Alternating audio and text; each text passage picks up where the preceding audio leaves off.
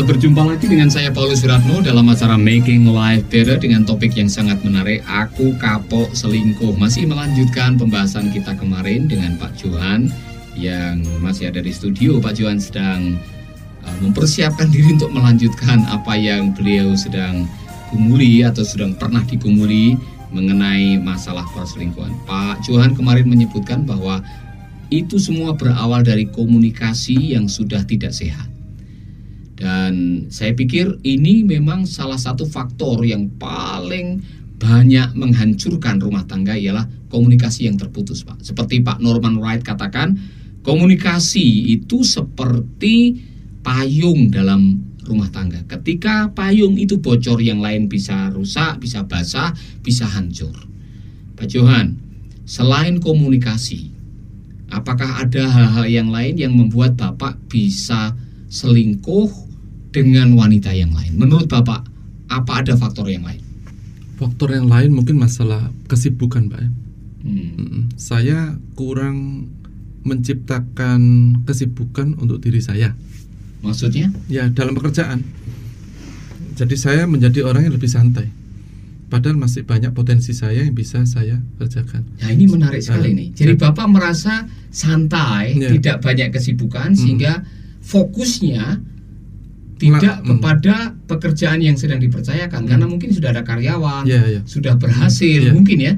Jadi kurang kerjaan saya ini. Kurang kerjaan, akhirnya pikirannya menggembara kemana-mana. Gitu. Ngelantur jadinya. Ngelantur. Wah, ini menarik sekali, Pak. Jadi perselingkuhan banyak dimulai dengan pikiran yang mengembara. Kok saya jadi ingat Daud, Pak? Raja Daud itu dia sudah berhasil, berada di puncak kepemimpinan. Yang lain sudah bisa melakukan tugasnya, masalah perang sudah tidak perlu lagi dia pergi. Panglimanya yang suruh perang sama prajurit-prajuritnya, dia dimah, enak-enak, kongko-kongko, menikmati hidup, kurang kerjaan. Lihat perempuan mandi, ya kan? Jadi mungkin ada hubungannya ya. Makanya saya bilang tantangan hidup yang paling berat ialah waktu kita tidak punya tantangan. Itu benar kali, Pak ya? Iya, betul. Jadi kesalahan saya waktu itu, saya kan tadi sudah bilang saya terlalu santai, padahal masih banyak yang bisa dikerjakan.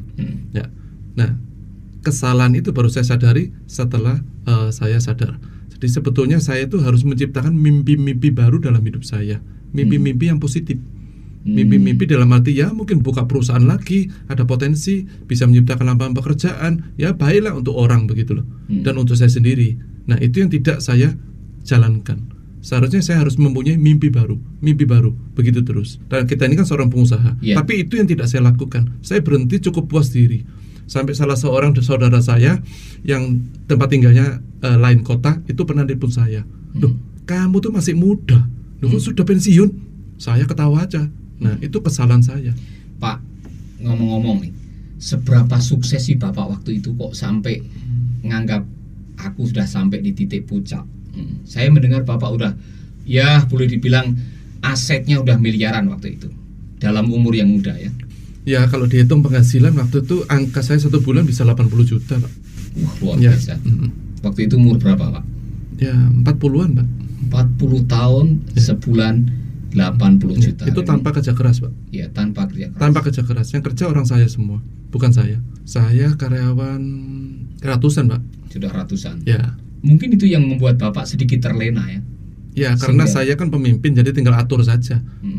Tinggal atur dalam arti pemikiran saya aja, mereka yang jalankan. Jadi rutinitas Bapak waktu itu seperti apa? Pagi, siang, sore, kemudian waktu untuk selingkuhnya itu jam berapa maksudnya?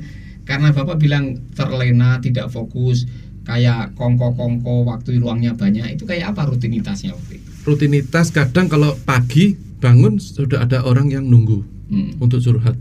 Datang ke rumah gitu loh, Pak. Ya, nanti siang jam makan siang ada lagi, saya ajak keluar, saya bayarin, Pak. Orang curhat tapi saya ngajak makan, saya bayar. Tapi saya senang. Nah, setelah itu sore nanti kongko lagi di satu kafe sama teman-teman yang lain, bukan curhat tapi ya kongko saja, seperti itu. Ya, gitu aja, Pak. Jadi bosan juga saya. Iya, jadi ini mungkin salah satu faktor yang bisa menyumbang sebuah penyelewengan ialah ketika kita sudah tidak punya tantangan dalam hidup. Mungkin Ya. begitu Pak ya. Ya. Saya tidak menciptakan hal yang baru, jadi tidak ada tantangan lagi. Jadi merasa sudah sampai di titik puncak, kemudian kita sudah tidak merasa tertantang, akhirnya waktu-waktunya dipakai untuk melakukan sesuatu yang hanya untuk mengisi waktu kekosongan. Ya, betul. Nah, saudara pendengar, ini salah satu pergumulan. Seperti apa yang saya gambarkan tadi, Raja Daud jatuh dalam persinahan ketika ia berada di puncak. Itulah sebabnya tidak heran kalau ada orang yang mengatakan sukses itu gampang, tapi menghandle sukses dalam waktu yang lama itu tidak gampang. Pak Johan adalah satu contohnya. Dari sisi materi, dari sisi penghasilan, dari sisi bisnis, dia sudah sampai di titik puncak. Dalam umur 40 tahun, penghasilan sudah 80 juta per bulan. Dan itulah yang membuat Pak Johan akhirnya memiliki banyak waktu luang karena sudah merasa tidak tertantang. Akhirnya waktu-waktunya dipakai untuk melakukan hal yang lain yang tidak fokus, yang malah bisa merusak. Bapak bisa menceritakan lagi, silakan Pak. Ya, salah satu lagi yang membuat saya tidak tertantang adalah begini. Kan saya seorang suami yang mencari nafkah. Iya. Ya, berarti ada penghasilan untuk kebutuhan dapur, rumah tangga, dan anak-anak dan sebagainya. Betul. Nah, dengan adanya penghasilan itu, saya kan bisa ajak istri, anak-anak untuk makan atau mengunjungi tempat-tempat yang indah. Ya, salah satu contoh, kita makan di restoran Jepang. Kalau ngomong restoran Jepang itu sudah mahal kan? Iya. Ya. Tapi saya cari restoran Jepang yang di dalam hotel, Pak. Pasti lebih mahal lagi kan? Iya. Ya. Tetapi apa yang saya menyenangkan anak, istri dan sebagainya, kayaknya kok nggak cocok istri saya balesnya gitu loh. Ini dengan menarik. kebaikan saya sudah memanjakan anak istri, mau makan apa aja, mau kemana aja, saya bisa, ada uang kok. Nah, tapi begitu kalau malam saya lapar atau apa, istri itu kayaknya kok nggak ngerti gitu loh, bikin mie aja susah. Begitu Pak ya. Nah, menurut saya waktu itu Pak ya. Jadi itu salah satu yang membuat Bapak kecewa. Oh iya, sangat kecewa. Jadi untuk apa saya cari uang lebih banyak lagi? Saya berhenti dah. Itu kaya juga percuma kok. Itu yang bahaya. Itu pada saat itu nggak sadar saya. Padahal itu setelah sadar saya merasa salah. Itu pemikirannya menghancurkan diri saya sendiri. Iya, tapi waktu itu Pak, karena memang waktu itu nggak mikir saya. Belum sampai kepada kesadaran seperti sekarang. Nggak sadar saya. Jadi Bapak menuntut pasangan Bapak mengerti apa yang ada di dalam hati Bapak. Iya kan? Tapi ternyata pasangan hidup nggak ngerti. Iya kan? Sehingga tidak bisa melakukan apa yang Bapak tuntut kan? Nah, ini biang keladi hancurnya sebuah cinta dalam rumah tangga ialah mengharapkan pasangan hidup mengerti. Seolah-olah, hei, kamu harus bisa membaca dong pikiran saya kan gitu. Betul. Saya membaca dalam sebuah buku yang berjudul Rescuing Your Love Life. Salah satu tuntutan yang paling banyak menghancurkan rumah tangga ialah menuntut orang lain mengerti isi hati kita. Begini, suami kita atau istri kita ini bukan paranormal. Bukan seorang yang bisa membaca isi hati kita. Kalau toh dia bisa mengerti, tidak semuanya bisa melakukan apa yang kita mau. Tapi ini sudah terlanjur. Waktu itu kan sudah waktu itu. Istilahnya sudah terjadi dan sumbernya adalah apa yang kita mau tidak dipenuhi. Mungkin penyelesaiannya Pak ialah sekarang ini buat pendengar-pendengar kita yang mungkin punya problem seperti Pak Johan. Istri saya kok nggak ngerti ya. Saya ini sudah cari nafkah, sudah berbuat baik. Hal kecil aja kok. Saya ini kalau pulang tuh mengharapkan istri saya tuh bikin kopi panas, menyambut dengan senyum. Hari kok nggak ngerti dia. Kayak begitu pakai pintu bisa bikin masalah Pak. Ya, betul.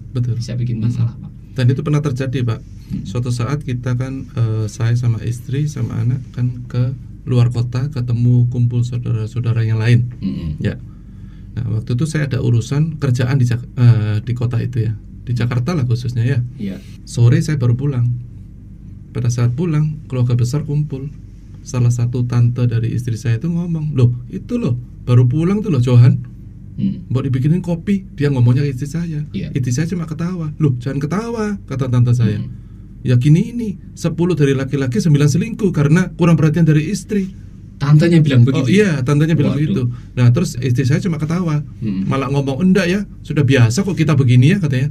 Dia pulang ya biasa aja kok, enggak perlu kopi, enggak perlu apa kok. Saya tersenyum aja dalam hati saya, baru tahu kan keluarga besar kan. Saya enggak pernah protes kan masalah ini. Kalian yang ngomong loh, bukan saya loh. Saya tertarik dengan kata-kata tante Pak Johan itu yang mengatakan Tante istri. Tante dari istri, ya. 9 dari 10. Ya, pria itu nyeleweng. Pria itu nyeleweng. Salah satu alasannya ya kurang perhatian dari istri. Istri kurang memperhatikan. Nah, saya harus bicara nih melalui program ini buat istri-istri. Nah, kalau suami sudah kerja keras, dicukupi secara finansial, mau mandi lulur bisa, beli tas yang mahal, beli parfum yang mahal bisa, mau mandi susu setiap hari bisa. Lah, suami pulang datang, ya disenangkan, gitu ya. Ya, itu yang saya pikir semua suami merindukan itu, Pak. Ya. Saya pikir kalau istri-istri tanya kepada suami, Pak, apa sih yang Papa suka? Suami pasti akan ngomong, Pak ya. Oh iya, Pak. Aku tuh seneng loh, kamu tuh ramah, senyum, pijit-pijit kakiku, aku tuh capek gitu, Pak ya. Saya sih enggak minta terlalu jauh. Iya, artinya kan tidak ada salahnya terbuka seperti itu. Oh iya, enak Pak kalau gitu. Cuma waktu itu tidak sempat. Kalau seperti itu enggak mungkin nyeleweng saya, Pak. Begitu ya. Pasti. Jadi pasti ada faktor penyebabnya yang kadang-kadang tidak disadari. Saya kok heran istri Bapak tadi kok bilang, ya sih memang sudah begitu. Artinya memang dia cuek, tidak menyadari bahwa itu berbahaya. Ya, tidak menyadari. Dan itu sering saya sindir, ya enteng-enteng saja. Nah, saya kan sering ngomong begini, aduh kalau pulang sore ada ya orang Jawa bilang telo, Pak ya. Telo direbus atau digoreng atau pisang goreng, terus ada ya saya tidak terlalu suka kopi, mungkin teh manis itu. Waduh seneng ya. Ya tidak pernah, Pak, itu rasanya.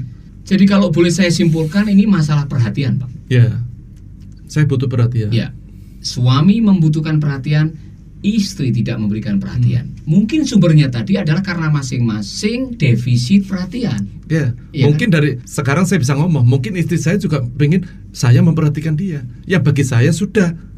Kalau ada hari libur saya ajak mau makan apa tinggal pilih. Masalah biaya nggak ada masalah, Pak, untuk saya. Maksudnya rela, saya nggak pelit lah begitu loh. Yeah.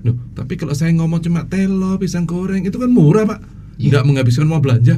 Kok tidak pernah gitu loh. Biarpun nggak setiap hari, setahun sekali, Pak. Sudah mungkin. Baik, saudara pendengar, ini menarik sekali karena memang pertama komunikasi, yang kedua ialah memperhatikan satu dengan yang lain. Cinta itu memberi. Kalau kita bicara mengenai mencintai, berarti kita harus rela memberi. Sampai kapan kita harus selalu memberi? Ya sampai kita dipisahkan oleh maut. Iya kan? Nah, persoalannya ialah dalam rumah tangga masing-masing kita juga membutuhkan. Nah, orang bilang di dalam cinta ada take and give. Dua-duanya harus jalan. Kalau salah satu hanya menuntut dan tidak mau memberikan, ini akan merusak hubungan cinta. Betul. Kalau ya salah satu hanya memberikan dan tidak pernah menerima balasan, ini juga bisa membuat dia menderita. Makanya take and give itu sangat penting sekali dalam hubungan rumah tangga. Begini, Pak, saya yakin pendengar kita juga punya pengalaman-pengalaman mirip Pak Johan. Saya ingin Pak Johan sedikit aja memberikan semacam tip. Apa yang membuat Bapak kok masih tetap aja memberikan walaupun tidak mendapatkan? Tadi Bapak bilang ya walaupun saya tidak didengar dan saya mencoba untuk selalu berusaha memberikan yang terbaik.